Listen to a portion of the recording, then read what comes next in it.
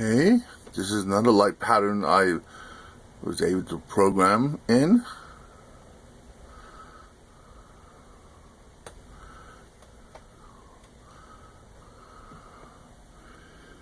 Okay, the electronics out. Now all I have to do is figure out how to do analog input with maybe a little potentiometers that you can twist, to get different light patterns, to create different light patterns, and then pack it all up into this box.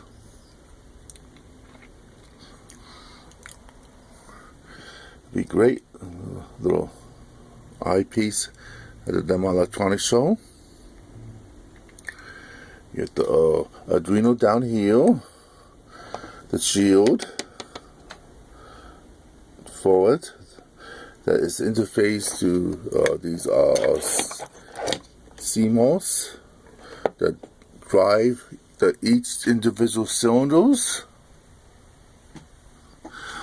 Or each one has 10 lights inside of it, LED lights, and each light is use a transistor, a 3903 NPN bipolar transistor to drive the LED lights, and the wires that control the transistors are all hooked up.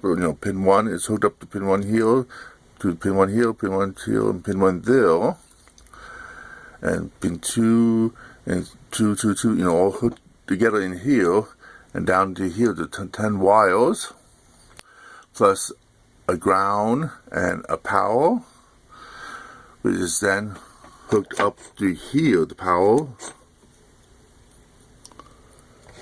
And this transistor MOSFET selects the transistor to turn them each cylinder on or off. 5 MOSFETs. Each one of them controls each cylinders. Each different kind of cylinders. And the glue logic right there to drive it.